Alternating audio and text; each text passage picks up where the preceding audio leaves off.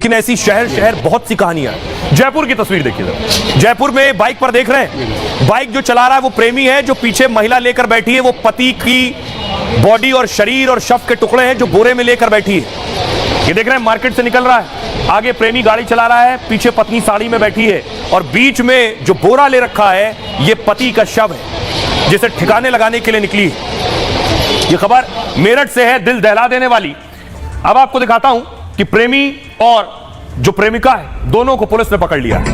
ये जयपुर की खबर मैं आपको दिखा रहा हूं। गोपाली और प्रेमी को अरेस्ट कर लिया गया है। इस पूरी कहानी के पीछे वजह क्या है ये मैं आपको बताऊं। बाइक पर किस तरह से शव लेकर गए ठिकाने लगाने के लिए, ये देखिए, इस तरह से बाइक पर शव रखा गया।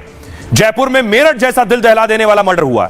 एक महिला ने प्रेमी के साथ अपने पति का मर्डर किया और फिर बोरे में पति की लाश को लेकर शहर में घूमती रही।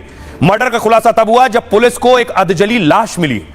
जांच की गई तो पता चला कि मरने वाले का नाम धन्नालाल है। आगे जांच आगे बढ़ी तो सीसीटीवी खंगाला गया कि दो लोग दिखाई दिए बोरा ले जाते हुए बाइक पर और वही बोरा था। पुलिस ने दोनों की पहचान कर गिरफ्तार किया तो राज खुला। पता चला कि धन्नालाल को मारने वाली उसकी पत्नी है। पत्नी ने प्रेमी के साथ मिलकर मारा है। 5 साल से संबंध थे प्रेमी के साथ। यह बात जब धन्नालाल को पता चली तो विवाद हो गया और पत्नी ने प्रेमी के साथ मिलकर हत्या का प्लान बना लिया। दोनों ने धन्नालाल के सिर पर लोहे के पाइप से हमला किया। जब वो जमीन पर गिर गया तो रस्सी से गला घोट दिया गया उसका। इसके बाद उसकी लाश को दोनों ने बोरे में भरा और सबूत मिटाने के लिए शव को आग के हवाले कर दिया। आइए अब आपको सुनवाता हूं, सुनिए जरा मृतक के भाई क्या कुछ कह रहे हैं और पुलिस क्या कह रही है। परंतु हम पारिवारिक मैटर में खूब समझाया, नहीं समझेंगे।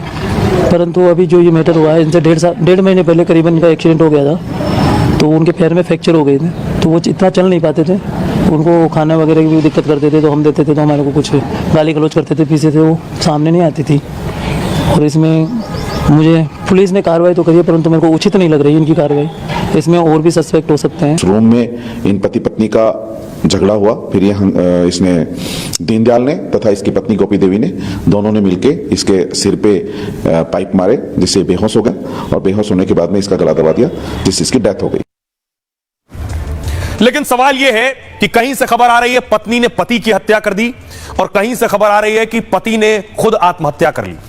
ये शुरू की अभी हाल फिलहाल की 3 तस्वीरें मैं आपको दिखा रहा हूं। मुजफ्फरनगर की तस्वीर है, रीवा की तस्वीर है। ये देखिए, पहले सुनिए जरा। मैं लगाऊंगा उसी की साड़ी। मेरा गद बर्बाद करने का कारण है मेरी सास। मर भी जाऊंगा तो उसको छोड़ना नहीं भाई लोग। मैं वीडियो बना रहा हूँ, आज मेरा आखिरी टाइम है, मैं नहीं जीना चाह रहा। क्यों? मेरे ससुराल वाले मुझे बहुत परेशान करते हैं। मैं तुम्हारे सामने खाने जा रहा हूँ, मैं क्या करूँ? परेशान हो गई जिंदगी में, वो जीने नहीं दे रहे ना मुझे मेरे ससुराल। जब मैं नहीं रहने का तो केस क्या बचेगा, कैसे लड़ोगे?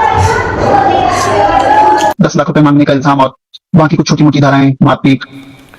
तो आपने इस तरह के कई वीडियो देखे पिछले दिनों, कई खबरें देखी, लाइव सुसाइड की भी।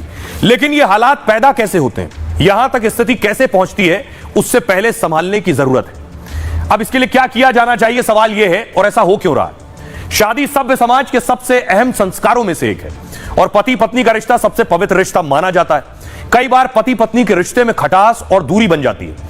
एक दूसरे को ना समझने या महत्वाकांक्षा में रिश्ता बिगड़ने लगता है। ऐसे में पहली कोशिश एक दूसरे को समझने की होनी चाहिए, यानी पति पत्नी रिश्ते को ठीक करने का प्रयास करें और प्रयास करना चाहिए।